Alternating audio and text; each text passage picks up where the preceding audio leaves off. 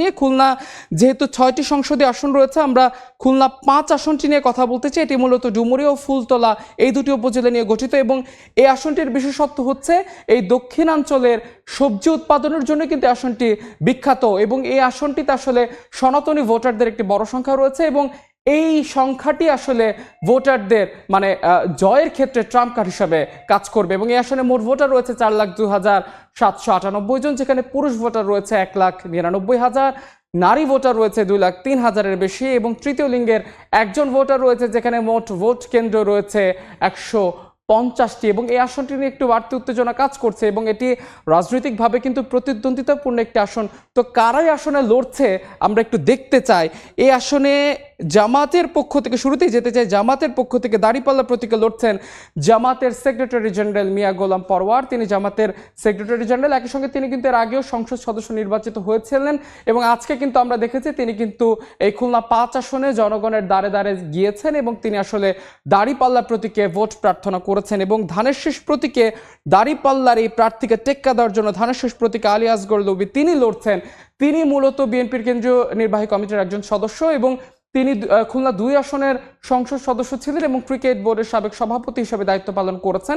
একটু জানিয়ে রাখতে চাই, ২০১৯ সালে তিনি ব্যক্তিগত কারণে এবং শারীরিক অসুস্থতা একই সঙ্গে রাজনৈতিক পথ পরিবর্তনের কারণে কিন্তু আসলে তিনি রাজনীতি থেকে অব্যাহতি নেন এবং ২০২৫ সালে তিনি আবারও রাজনীতিতে যুক্ত হন এবং এই ধানের শীষ প্রতীক তিনি বাগিয়ে নেন এবং এই আসনটি থেকে আরেকজন কমিউনিস্ট পার্টির চিত্তরঞ্জন গোলকার তিনি কিন্তু আসলে আসনে লড়ছেন এবং জাতীয় পার্টির শামীম আরা পারভিন তিনিও কিন্তু আসলে এই আসনে প্রতিদ্বন্দ্বিতা করতে চাচ্ছেন। তো আসলে সব মিলে কিন্তু নির্বাচনের মাঠ এই খুলনা ৫ আসনে সরগরম হয়ে গেছে। খুলনা ৫ আসনে যেহেতু সেখানকার প্রার্থীরা তাদের আনুষ্ঠানিক প্রচার প্রচারণা শুরু করেছেন, আমরা এই সম্পর্কিত আরও তথ্য জানতে চাই। আমাদের সহকর্মী রুবেল সেখানে রয়েছে। রুবেল, আপনার কাছে একটু জানতে চাই, আসলে এই আসনটিতে নিয়ে কিন্তু একটু বাড়তি উত্তেজনা কাজ করছে যেহেতু আমাদের সেক্রেটারি জেনারেল সেখানে প্রতিদ্বন্দ্বিতা করছেন এবং বিএনপির একজন প্রার্থী আলী আসগর লবি সেখানে লড়ছেন। তো আসলে সেখানকার সবশেষ হালচাল কি একটু আমাদের জানাবেন?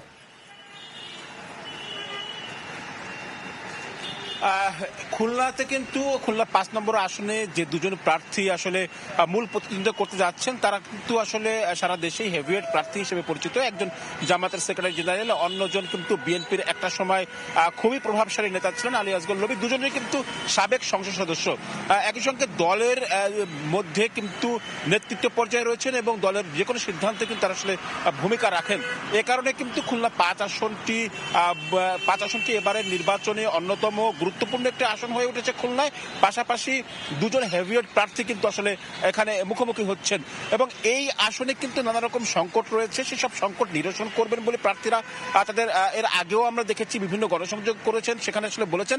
পাশাপাশি আজ থেকে যে নির্বাচনের আনুষ্ঠানিক প্রচার প্রচারণা শুরু হয়েছে সেখানেও কিন্তু আমরা দেখেছি যে মিয়া গোলাম পরওয়ার এবং আলী আসগর লবি তারা কিন্তু স্থানীয় যে সমস্যাগুলো রয়েছে, বিশেষ করে বছরের একটি বড় সময় জলাবদ্ধতা থাকে এই ডুমুরিয়া উপজেলা জুড়ে এবং সেটি সমাধানের জন্য কিন্তু আসলে বছরের পর বছর সেটি সমাধান হচ্ছে না। এইটিকে সব থেকে বড় প্রতিশ্রুতির জায়গা হিসেবে বেছে নিয়েছেন এই মিয়া গোলাম পরওয়ার এবং আলী আসগর লবি। পাশাপাশি অন্য দুই প্রার্থীও কিন্তু আমরা দেখেছি তারাও নানা রকম প্রতিশ্রুতি দিচ্ছেন এবং এখানকার সমীকরণটা হচ্ছে, যদি নির্বাচনী সমীকরণের কথা বলি, যেটা আসলে উঠে এসেছে, ডুমুরিয়া উপজেলা কিন্তু বেশ কিছু সনাতনী ধর্মাবলম্বী রয়েছেন এবং তারা কিন্তু এই খুলনা ৫ আসনে ভোটে বড় ভূমিকা রাখবেন।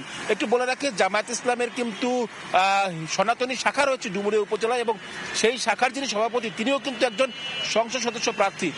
এদিক থেকে আমরা যদি বলি তাহলে সনাতনী ধর্মাবলম্বীদেরকেও নিয়ে কিন্তু দুই প্রার্থী খুব গুরুত্বের সঙ্গে বিবেচনা করছেন এবং তাদের কাছে কাছে যাচ্ছেন এবং তারা কিন্তু আসলে ভোটারদের কাছে সেই প্রতিশ্রুতিগুলো আসলে দিচ্ছেন।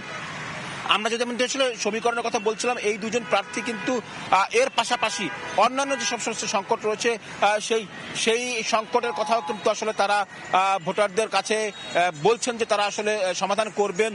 একটু বলে রাখি, দুজন প্রার্থী অর্থাৎ মিয়া গোলাম পরওয়ার এবং আলী আসগর লবি দুজনই সাবেক সংসদ সদস্য হওয়ার কারণে এই আসনের গুরুত্ব কিন্তু আসলে বেড়েছে। খুলনা বিভাগে যতজন আসলে প্রার্থী বা খুলনা জেলায় যতজন প্রার্থী রয়েছে তাদের মধ্যে কিন্তু খুব অল্প সংখ্যক প্রার্থীর পূর্বে নির্বাচন করার অভিজ্ঞতা রয়েছে, সেই জায়গা থেকে কিন্তু এই দুইজন পূর্বে নির্বাচন করার অভিজ্ঞতা, পাশাপাশি সংসদ সদস্য হিসেবে লড়া, একই সঙ্গে দলের গুরুত্বপূর্ণ সিদ্ধান্তে ভূমিকা রাখেন কিন্তু তারা। এ কারণে কিন্তু এই আসনটি খুব গুরুত্বপূর্ণ এবং দুই প্রার্থী কিন্তু তাদের যে প্রতিশ্রুতি তারা আসলে প্রত্যাশা করছেন তারাই আসলে বিজয়ী হবেন। এখন শেষ দিকে আসলে যতই সময় ঘনিয়ে আসছে ভোটারদের প্রত্যাশা যে কতটা পূরণ হয় সেটাই আসলে দেখার বিষয়। তো আমার কাছে এই ছিল খুলনা 5 আসন নিয়ে নির্বাচনী সমীকরণের সবশেষ।